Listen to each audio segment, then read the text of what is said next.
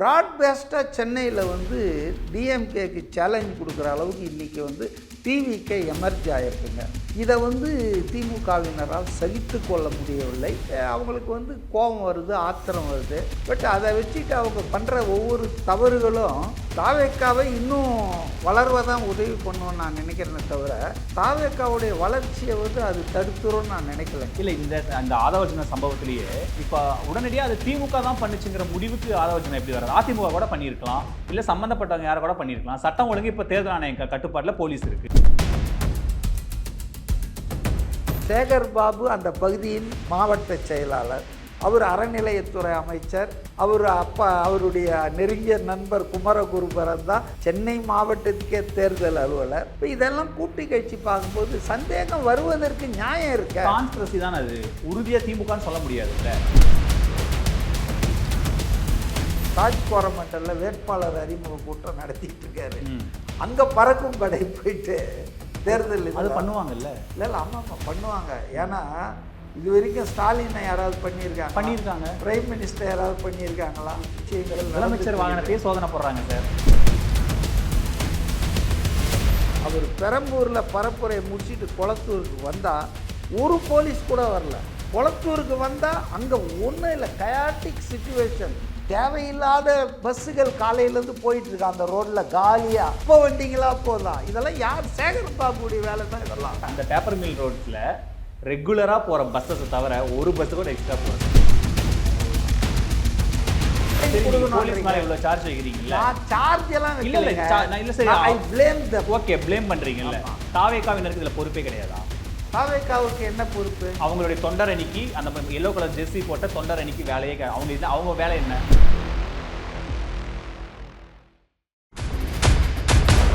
பேர் என்ன?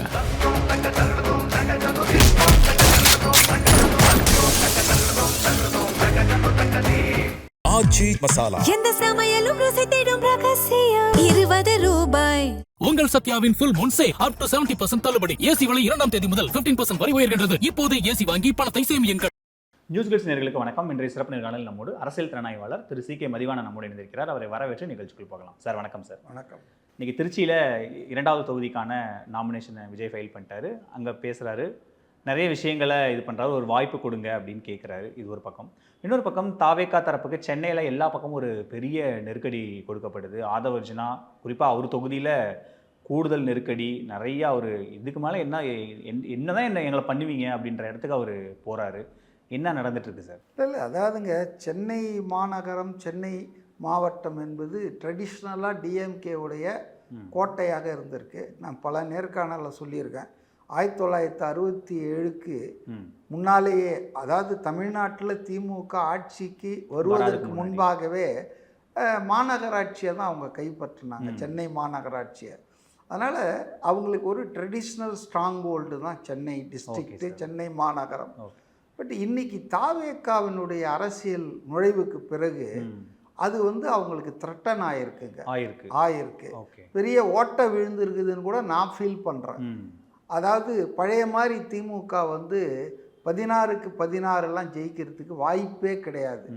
பல தொகுதிகளில் அவங்களுக்கு வந்து ஸ்டிப் ஃபைட்டு. ஏன்னா ஏடிஎம்கே வந்து traditional opposition receded to 3rd place except few pockets. T Nagar, அப்புறம் இந்த ஆர்கே, நம்ம ராயபுரம், ஜெயக்குமார், நம்ம இது விருகம்பாக்கம், இந்த மாதிரி சில தொகுதிகளில் தான் கொஞ்சம் ஸ்ட்ராங்காக இருக்காங்க. அதாவது இந்த பர்சனாலிட்டி ஓரியன்டாக கொஞ்சம் இருக்குது. ஜெயக்குமார், அப்புறம் சத்யநாராயணா டி நகரில், ரவி, இது மாதிரி தான் இருக்க தவிர கம்ப்ளீட்டாக இப்போ வேளச்சேரியில் கூட அசோக்னு ஒருத்தர் இருக்காங்க, எம்கே அசோக். ஆமாம். ஸோ இவங்கெல்லாம் வந்து ஓரளவுக்கு இருக்குது தவிர ப்ராட் பேஸ்டாக சென்னையில் வந்து டிஎம்கேக்கு சேலஞ்ச் கொடுக்குற அளவுக்கு இன்றைக்கி வந்து டிவிகே எமர்ஜ் ஆகிருக்குங்க. இதை வந்து திமுகவினரால் சகித்து கொள்ள முடியவில்லை. அவங்களுக்கு வந்து கோபம் வருது, ஆத்திரம் வருது. பட் அதை வச்சுட்டு அவங்க பண்ணுற ஒவ்வொரு தவறுகளும் தாவேக்காவை இன்னும் வளர்வதான் உதவி பண்ணுவோன்னு நான் நினைக்கிறேனே தவிர தாவேக்காவுடைய வளர்ச்சியை வந்து அது தடுத்துரும்னு நான் நினைக்கலைங்க. இப்போ ஆதவர்ஜுனா வந்து சொல்கிறதுல நியாயம் இருக்குங்க. ஏன்னா வில்லிவாக்கம் தொகுதி தான் என் தொகுதி. அந்த கூட்டம் நடந்தது ஐநாவரத்தில் தான். எங்கள் வீட்டிலேருந்து சும்மா ஒரு கூப்பிடுற தொலைவில் தான் இருக்குது. ஜாயிண்ட் ஆஃபீஸுன்னு பேர், அங்கே தான் நடந்தது. அந்த கூட்டத்தில் கலந்து கொண்டிருந்த பெண்கள் பகுதியில் அந்த துகள்கள் கண்ணாடி துண்டெல்லாம் வீசுன்றது போலீஸ் சித்தரிக்கிற மாதிரி மறுநாள் ஏதோ 2 குடிகாரர்கள் குடிபோதையில் போட்டுக்கிட்ட சண்டையின் விளைவு ஸ்பில் ஓவர் ஆயிடுச்சு, அது தெரியாமல் தவறுதெல்லாம் வெளியே வந்துடுச்சு அப்படின்றதெல்லாம் பொய்ங்க. ஏன்னா அன்று அந்த சம்பவம் நடக்கும்போதே ஆதவர்ஜுனா தெளிவாக 2 விஷயம் சொன்னார். நம்ம பசங்க போய் இப்போ சிசிடிவி ஃபுட்டேஜை எடுத்துட்டாங்க, ஏன்னா போலீஸ் எடுத்து என்ன பண்ணுமோ தெரியாது, அதனால் அதை எடுத்துகிட்டு வந்துட்டாங்கன்னு அதை அவர் மீட்டிங்லேயே வச்சு காமிச்சார். அதே போல் அந்த அந்த சிசிடிவி ஃபுட்டேஜ் அவர் காட்டிட்டு என்ன சொன்னார்னா, போலீஸ் இப்படி தான் சொல்லுவாங்க நாளைக்கு. அவர் என்ன சொன்னாரோ முதல் நாள் ராத்திரி அதை தான் மறுநாள் போலீஸ் ஸ்டேட்மெண்ட் விடுது. அப்போ 2 பேரை கைது பண்ணாங்க, அவங்கள வந்து கூப்பிட்டு போயிருக்காங்க. 2 பேர் குடிகாரர்கள் தகராறு பண்ணிட்டாங்கன்றாங்க. ஆனால் சிசிடிவி சொல்கிற உண்மை என்னன்னா, அந்த ரூம்களில் நிறைய பாட்டில்கள் உடைக்கப்பட்டு அது குவிக்கப்பட்டிருக்கிறது காட்டுது. அப்போ ஒரு ஏதோ ஸ்பான்டேனியஸாக 2 பேர் குடிச்சிட்டு உணர்ச்சி வசப்பட்டு சண்டை போட்டால் அவன் கையில் ஒரு பாட்டில் இருக்கும், இவன் கையில் ஒரு பாட்டில் இருக்கும், அடிச்சுக்குவானுங்க. இதுதான் நடந்தது, நான் பார்த்துருக்கேன். ஆனால் ஒரு ரூமில் ப்ரிப்பேர்டாக வெல் பிளான்டாக பாட்டிலெல்லாம் உடைச்சி குவிச்சு வச்சுருக்குதுன்னா அது 2 தனி நபர்கள் அப்படிலாம் இல்லை, இதில் அரசியல் இருக்குங்க. அதாவது எதுக்காக நான் நினைக்கிறேன்னா, இப்போ டிவிகேவுடைய பேக் போனாக இருக்கிறது வந்து 2 தாங்க. ஒன்று யூத் அண்ட் விமன். இப்போ விமன் வந்து பார்ட்டிசிபேஷன் பயங்கரமாக இருக்குங்க. அதாவது பொதுக்கூட்டம் அவங்க நிகழ்ச்சிகளில் சரிபாதியாக வந்துடுறாங்க பெண்கள். அப்போ இதை வந்து ஏதாவது ஒரு அச்சுறுத்தணும், தாவேக்கா கூட்டத்துக்கு போனால் பெண்களுக்கு ஏதாவது பண்ணிடுவாங்கன்ற பயத்தை ஏற்படுத்தணும். இப்போ கரூர் மாதிரி அட்டம்ப்ட் இல்லை, அது குரூடு அட்டம்ப்ட். ஒரு அச்சுறுத்தல் பண்ணோம், பயமுறுத்தினா வரமாட்டாங்க இல்லையா, அதுக்கான ஏற்பாடை வந்து பண்ணி தொடர்ச்சியாக தாக்கி இருக்கலாம்ல. ஆனால் அவங்க போலீஸார் எடுத்து சொல்கிறதும் சரி, தாவேக்காவினர் எடுத்து கையில் வச்சிருக்கிறதும் பார்த்தா ஒரு 2 துகள் தான், ஒரு 2 பீஸ் தான் கிடக்குதுங்கிற மாதிரி சொல்கிறாங்க. இல்லை அப்படி அவங்க சீர்குலைக்கணும்னா தொடர்ச்சியாகவே அதை வீசியிருக்கலாமே. நீங்கள் சொல்கிற மாதிரி அதுக்குள்ளே இவங்க உஷாராய் மேலே ஓடிட்டாங்களே, எங்கேருந்து வந்து விழுந்ததுன்னு உடனே போய் இவங்க ஆளுங்கள்லாம் பார்த்து போலீஸுக்கு தகவல் கொடுத்து எல்லாம் சொல்ற ஃபர்ஸ்ட் அட்டெம்ப்ட்லயே நிறைய அள்ளி போட்டிருந்தாலே நீங்க சொல்ற கணக்கு அவங்க அந்த சீர்குலைச்சிருக்க முடியும்ல. ஏன் வருத்தமா இருக்கு அவங்களுக்கு? வருத்தமாலாம் இல்ல, அதுல போலீஸ் சொல்றது நம்ம எங்க தப்புன்னு நம்ம சொல்றோம்னா அவங்க சொல்றது நம்ம போலீஸ் என்ன சொல்ல போகுதுன்னு முதல் நாளே மீட்டிங்ல சொல்லிட்டாரு நம்ம ஆதவர்ஜுனா. ஒரு முன்கூட்டியே உண்மையை சொல்லிட்டாரு போல இருக்கு, அந்த மாதிரி எடுத்துக்கலாம் வச்சுக்கலாம். நீங்க என்னென்னா வச்சுக்கலாம். ஏன்னா ஒரு சாதாரண பார்வையாளர் முறையில் it was not a quarrel or fight between 2 drunkards. இது ஒரு பொலிட்டிக்கலாக பண்ணுற ஒரு இது. ஆனால் அது தெரியாமல் இருக்கணுன்றதுக்காக ஒரு சாயம் பூசியிருக்காங்க.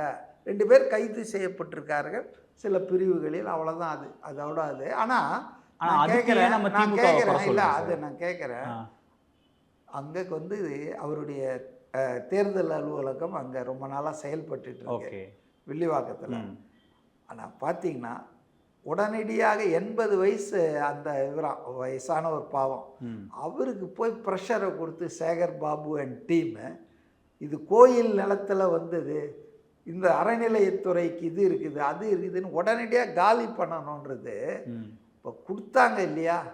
ஒரு ஒப்பந்தம் போட்டு தானே அந்த தேர்தல் அலுவலகம் 23 வரைக்கும் இருக்க போகுது.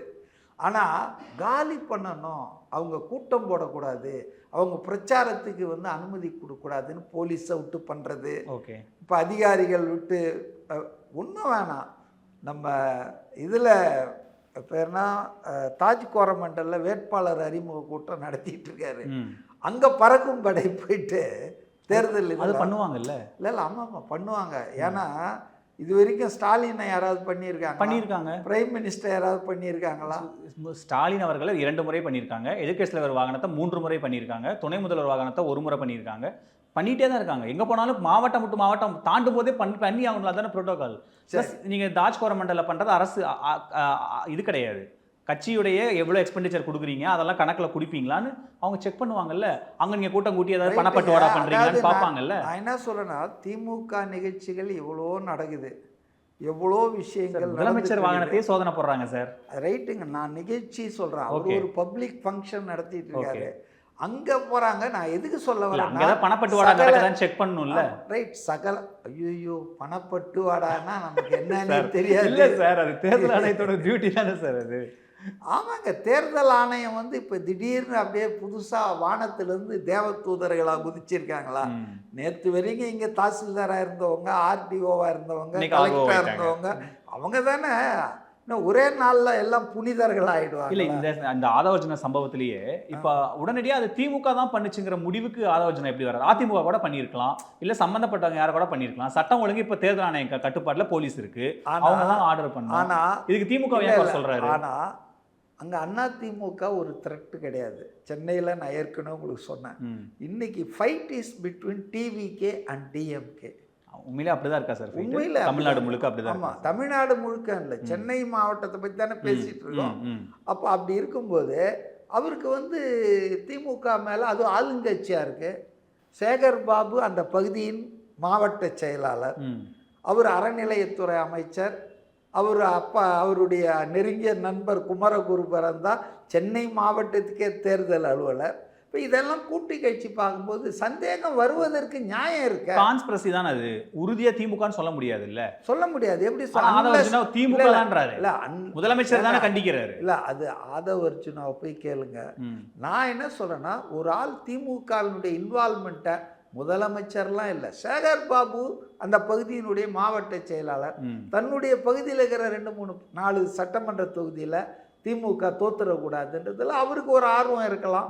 அதுக்காக எதிர்கட்சிகளை வந்து திமுக 3வது இடம் போயிடக்கூடாதுன்னு அதிமுகவுக்கு ஒரு ஆதரவு வந்து அவங்க கூட பண்ணியிருக்கலாம்ல. அந்த ஆங்கிள்லையும் ஒரு வாய்ப்பு இருக்குல்ல. இந்த ஆங்கிளும் பார்க்கலாம். ஆனால் ப்ராபபிலிட்டி என்னன்னா, 2வது இடத்துக்கு போயிடக்கூடாதுன்னு முதல் இடத்துல இருக்கிறவங்க தான் ரொம்ப கவலைப்படுவாங்க. ஏற்கனவே 3வது இடத்துல இருக்கிறவங்க கவலைப்பட மாட்டாங்க. சரி, ஸோ இப்போ இந்த விவகாரத்தை ஒட்டி தான் அவங்க தொடர்ச்சியாக பண்ணிகிட்டே இருக்காங்க. தேர்தல் ஆணையத்திலையும் புகார் கொடுத்துருக்காங்க. தேர்தல் ஆணையம் முறையான பாதுகாப்பு கொடுங்கன்னு சொல்லுது. இல்லை இல்லை, அது ரிசல்ட் இன்னைக்கு திருச்சியில் நம்மளால் விசிபிளாக தெரியுது. இப்போ அவர் பெரம்பூரில் வந்து மனு தாக்கல் பண்ணிவிட்டு அந்த அம்பேத்கர் காலேஜில் அவர் பேசிட்டு குளத்தூருக்கு போகும்போது அங்கே போலீஸ் என்ன பண்ணிச்சு, டிராஃபிக்கும் ரெகுலேட் பண்ணல, அவருக்கும் பாதுகாப்பு கொடுக்கல, மக்களுக்கும் பாதுகாப்பு கொடுக்கல. ஒரு கயாட்டிக் சிச்சுவேஷன் டெவலப் ஆச்சு. சென்சிபிளி அதை கேன்சல் பண்ணிட்டாங்க. ஏன்னா அது ரொம்ப குறுகலான இடம், பிரச்சனை ஏதாவது ஒன்று பணம் உழாதான்னு நிறைய பேர் காத்துட்டு இருக்காங்க.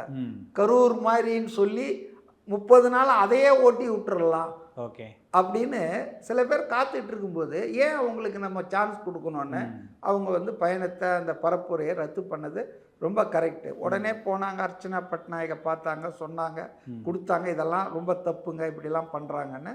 ஸோ அவங்களும் வந்து என்னதான் வந்து எலெக்ஷன் கமிஷன் அத்தாரிட்டி இருந்தாலும் வேலை வாங்க வேண்டிய ஆள் பூரா திமுக அரசியலில் வேலை செஞ்சவன் தானே. இப்போ நான் ஒரே ஒரு உதாரணம் சொல்கிறேங்க உங்களுக்கு. கட்சியெல்லாம் விடுங்க, இப்போ டிஜிபியாக இருக்கிற ஆள், ஐஜியாக இருக்கிறாரு, எஸ்பியாக இருக்கிற ஆள்லாம் இந்த தேர்தலுக்கு பிறகு அந்த பதவியிலேருந்து ஓடிடுவாங்களா? ஓட மாட்டாங்க, பதவியில் இருப்பாங்கல்ல. அது அமைப்பு, அரசாங்க அமைப்பு அப்படிதான் இருக்கும். அப்போ அவங்க கிட்ட வேலை செய்கிற இன்ஸ்பெக்டருங்க, சப் இன்ஸ்பெக்டருங்க, அவங்க சொன்னால் கேட்பாங்களா? மாட்டாங்க. கேட்பாங்க. தேர் எண்ட்ஸ் த மேட்டர். அவங்க இன்ஃப்ளூயன்ஸ் பண்ணுறாங்க, வேற ஒன்றும் இல்லையோ, கொஞ்சம் கண்டுக்காம முடியா, இழுத்தடியா. ஏன் அப்படி விடணும்? திமுக ஒருவேளை அதிகாரிகளுக்கோ தொழிலதிபர்களுக்கோ தேர்தல் கணிப்பு உளவுத்துறை வச்சிருக்கிறவங்களுக்கு முன்கூட்டியே தெரிஞ்சிடும் யார் வரப்போறா, யார் போக போறா, யாருக்கு சப்போர்ட் பண்ணும். அதிகாரிகள் தொழிலதிபர்கள்லாம் எந்த பக்கம் கரை ஒதுங்குறாங்கன்றத வச்சு நம்ம கண்டுபிடிச்சிடலாம் தேர்தலுடைய மூட. இந்த முறை இவ்வளோ ப்ரெஷர் பண்ணுறாங்கன்னா அப்போ திரும்ப திமுகவே வந்துரும்னு அதிகாரிகள் மட்டத்தில் ஒரு பேச்சு இருக்கோ? ஆதவர்ஜன குற்றம் சாட்டுற மாதிரி. அப்படி இல்லை, திமுக வந்துங்க அது வருமா வராதான்றது மே மாதம் 4ஆம் தேதி தெரிஞ்சுக்கலாம் நம்ம. ஏன்னா கூடவே இருக்கிற கூட்டணி வந்து விசிகா, விசுவாசமான கூட்டணி. அந்த கூட்டணி தலைவர் வந்து அரசியல் களமே மாறப்போகுது.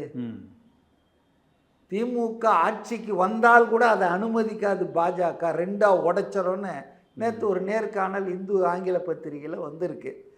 அவர் அதனாலேயே அந்த ஒரு ரோல் ப்ளே பண்ணுறதுக்காக நான் மாநில அரசியலுக்கு வரேன் அப்படின்னு சொல்கிறாரு. அதனால் திமுக ஜெயிச்சிரோன்னு அவரே நம்பலை.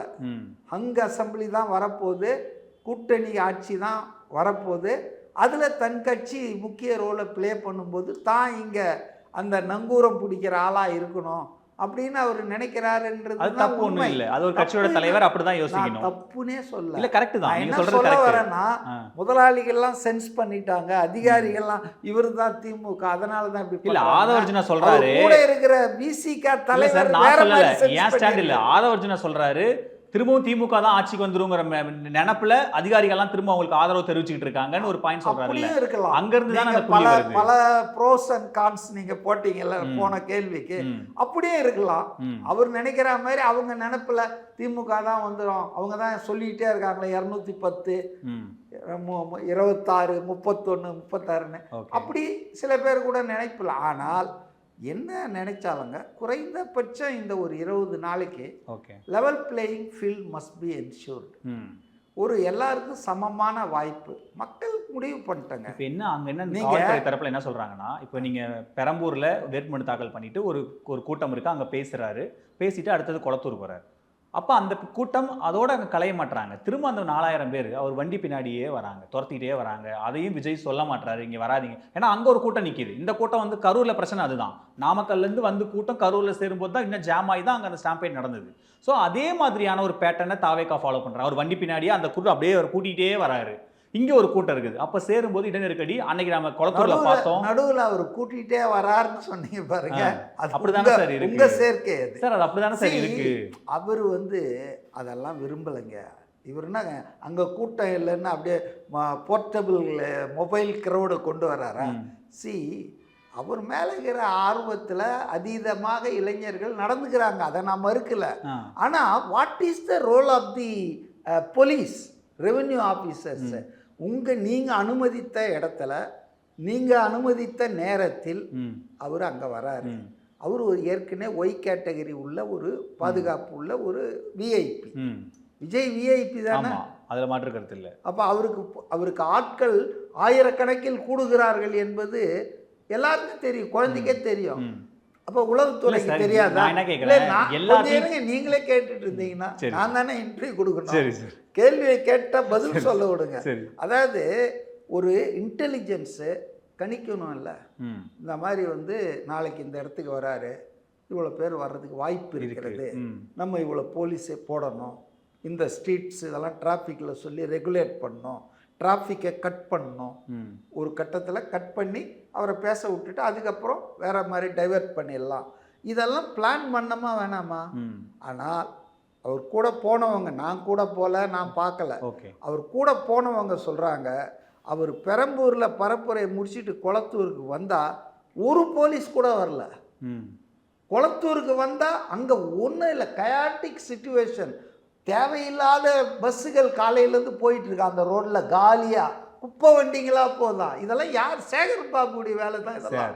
இந்த மாதிரி இனத்தனமான வேலைகள் எல்லாம் பாருங்க அங்க மக்கள் பேசுறாங்க. இல்ல சார், பாருங்க மக்கள் அதனால நான் சொல்றேன், அந்த பேப்பர் மில் ரோட்ஸ்ல ரெகுலரா போற பஸ்ஸஸ் தவிர ஒரு பஸ் கூட எக்ஸ்ட்ரா போல சார். சரி, அந்த பஸ் எல்லாம் ஏன் வித்தவுட் பேசஞ்சர் போயிட்டு இருந்தது? வித்தவுட் பேசஞ்சர் இல்ல சார், அவங்க உள்ள 4 பேர் 5 பேர் அந்த மாதிரி உட்கார்ந்திருக்காங்க சார். ஆளே இல்லாத பஸ்கள், அவங்க பப்ளிக் அந்த நீங்க அனுமதிக்கும் இல்ல நீங்க அன்னைக்கு கவர் பண்ண அந்த ஏரியாவுக்கு போனீங்க, அந்த பகுதியில் வாழற மக்கள் சொல்றாங்க, காலையிலேருந்து இது ஆரம்பிச்சுட்டானுங்க, குப்பை வண்டியாக அமைச்சுட்டு இருக்கானுங்க, காலியாக பஸ்ஸு போயிட்டுருக்கு.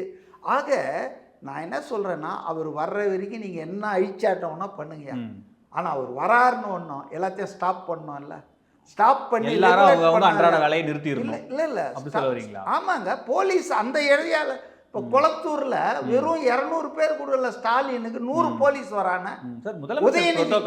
ஏங்க எலெக்ஷன் போது கொடியே தூக்கிட்டாங்க, அவர் கார்ல இருந்து தேசிய கொடியே தூக்கிட்டாங்க. அவர் முதலமைச்சர் காபந்து சர்க்கார்,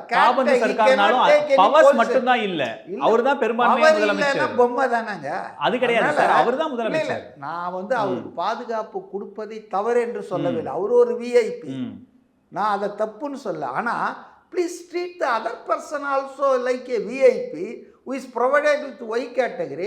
நீங்கள் பேசிக்கான விஷயம் இல்லை, அதுதான் வந்து ஷாக் ஆகிருக்கு. அர்ச்சனா பட்நாயக் கிட்ட வீடியோவை காட்டியிருக்காங்க பாருங்க, ஒரு போலீஸ் இல்லை. இது ஸ்டாலின் அவர் என்ன பண்ணுறாரு, ரோட் ஷோ போகிறாரு, துரைமுருகன் ரோட் ஷோ போறார், அவர் மேல கேஸ் போட்டாங்க. ஓகே, ரோட் ஷோ போகக்கூடாது 5 பிரிவில் போட்டாங்க. சரி, இவர்களை எந்த பிரிவில் போடல? ஏன் முதலமைச்சர்னா போடக்கூடாதா? விதிமீறல்னா நீங்க தான் சொன்னீங்க முதலமைச்சர் பறக்கும்படி அவரை 2 வாட்டி டெஸ்ட் பண்ணிச்சு போடுவாங்க. யாராவது புகார் கொடுத்தா போடுவாங்க.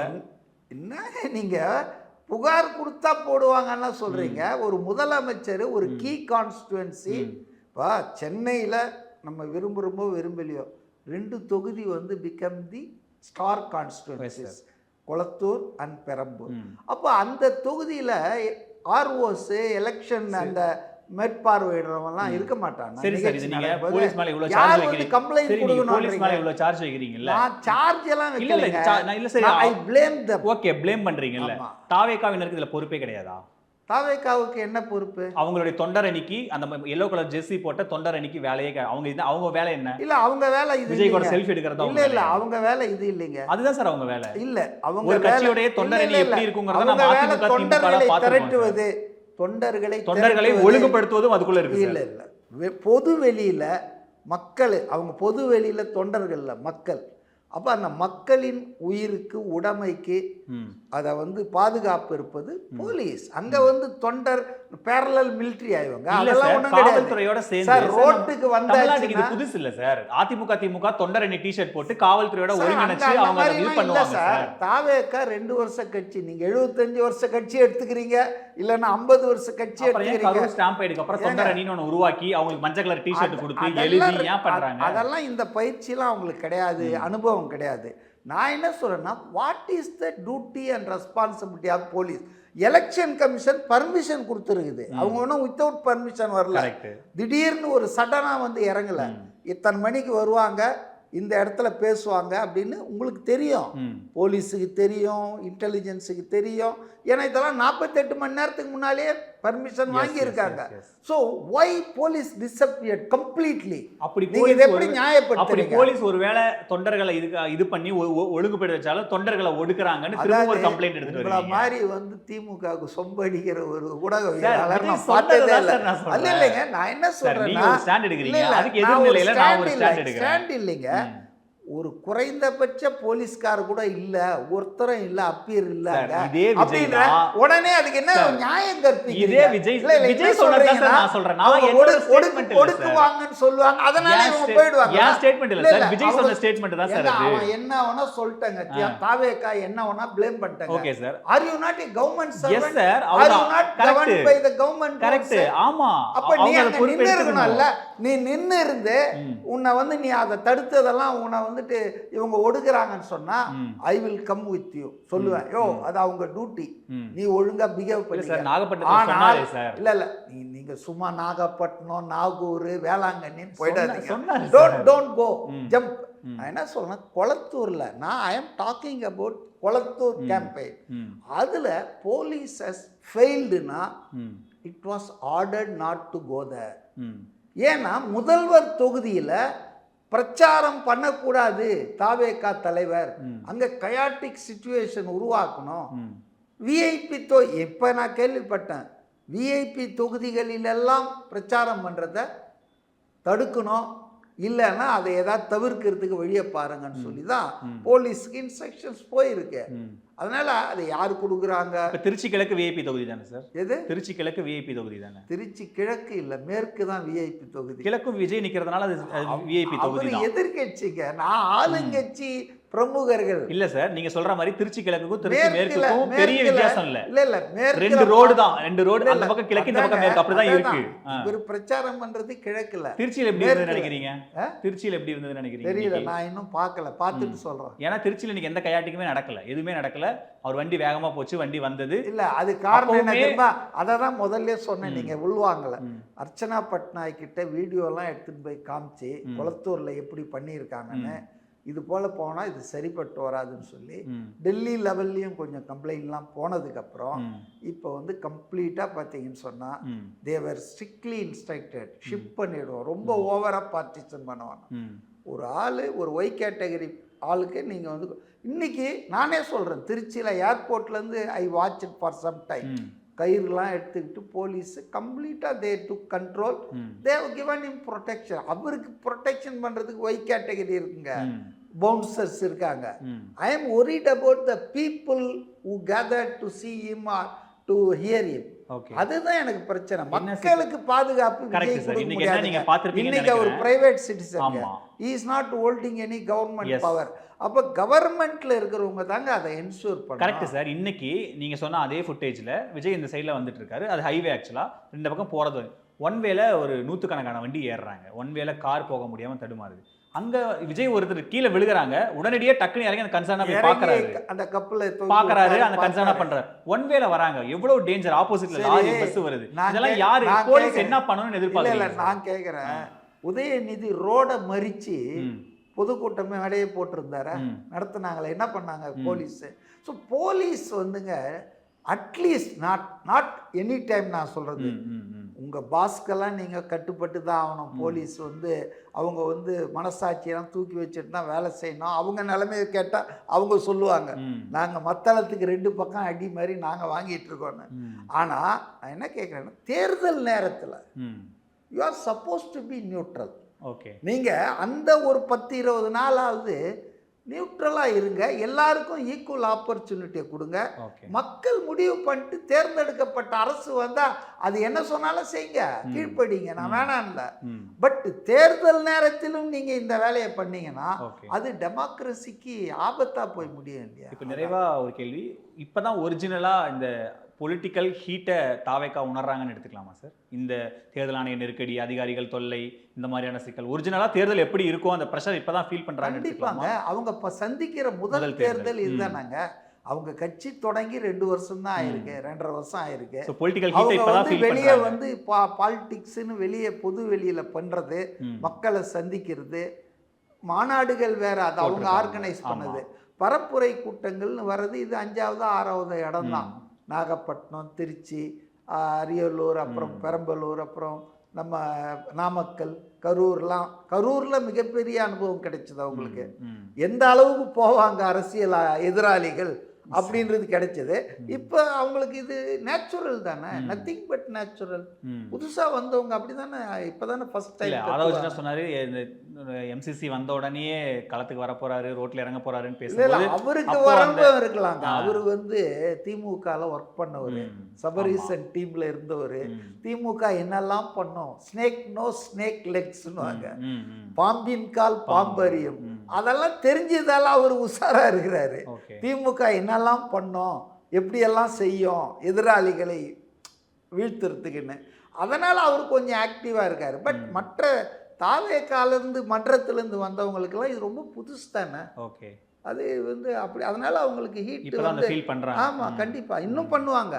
இன்னும் ஒரு 10-20 நாள் ரொம்ப அதிகமாக ஹீட் வரும். பட் ஓவராக நீங்கள் சீன் போட்டிங்கன்னா மக்கள் வந்து அதுக்கு தீர்ப்பு கொடுத்துருவாங்க.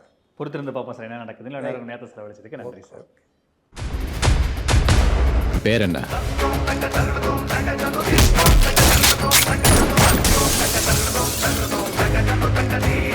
ஆச்சி மசாலா. எந்த சமையலும் ருசி தேடும் ரகசியம் 20 ரூபாய். உங்கள் சத்யாவின் ஃபுல் முன்சே அப் டு 70% தள்ளுபடி. ஏசி விலை 2ஆம் தேதி முதல் 15% வரை உயர்கின்றது. இப்போது ஏசி வாங்கி பணத்தை சேமியுங்கள்.